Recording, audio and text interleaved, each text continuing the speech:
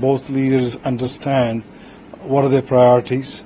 They do have a very strong relationship and warmth towards each other. India has proactively reduced a lot of tariffs on the goods coming from the U.S. itself. I think more important is the question is going to be is how do you align both U.S. and India's interests geopolitically?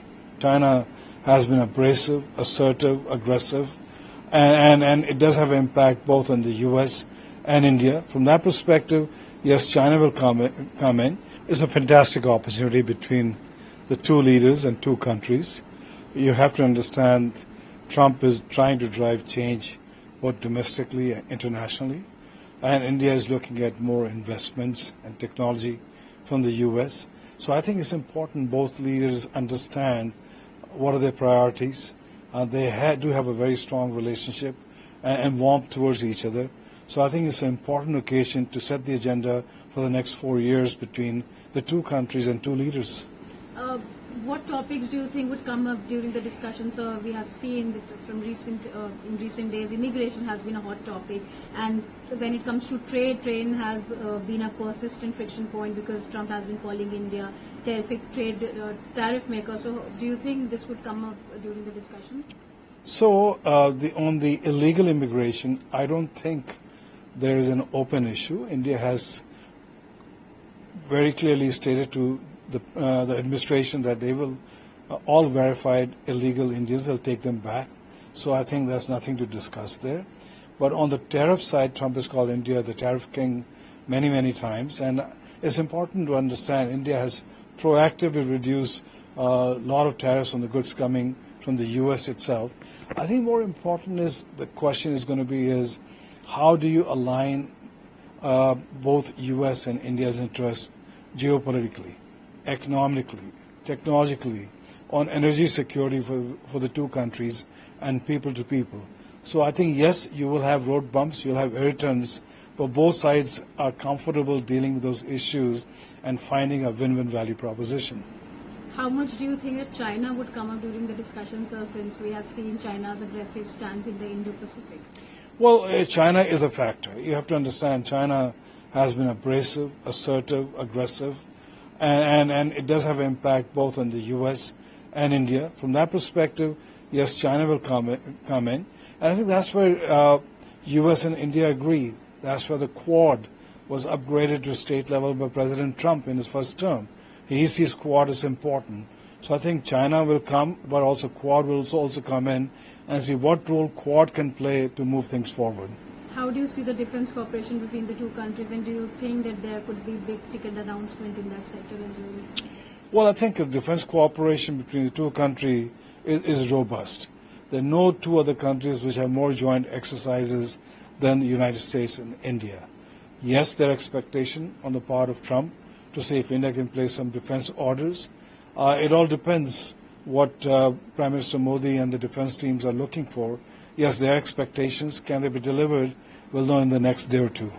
So we have seen tweets by President Trump on BRICS de-dollarization, and also, he has spoken about taking over Gaza. How do you see these two things? Well, I think India's position within the BRICS is that there will not be no de-dollarization. India is very clear about that, and I think U.S. understands that. As far as the Gaza goes, it is a statement which Trump has made, and today King Abdullah is coming. There will be a discussion on that. He has made a statement that both Jordan and Egypt needs to take these people, otherwise the aid going to them could be jeopardized. So I think that is an issue between President Trump, Egypt, and Jordan, and also the Palestinians. I think India has no say there, so I don't think that will come into discussion. For 4 years, how do you see India-US relationship going forward, since Modi and Trump have worked together in the past as well? Well, I see the relationship optimistic. I see a relationship which is going to grow when you have 5 million Indian Americans who are integrated part of the society, generating almost 6 times the income of the percentage base itself.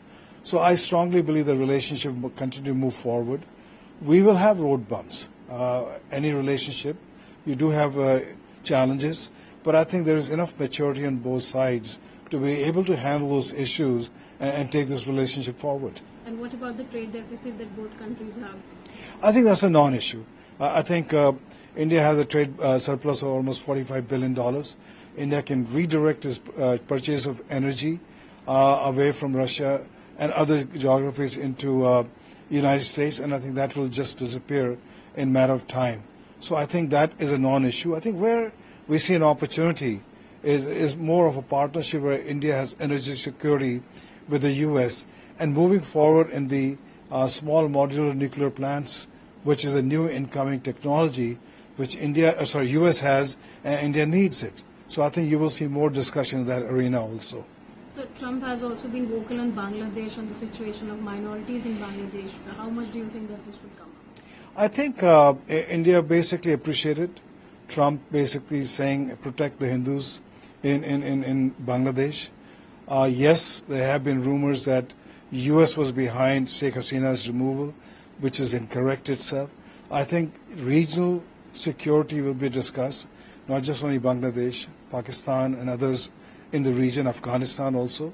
But again, it's a partnership which is going to look at what works for U.S., what works for India, and how do you bring that balance between the two countries.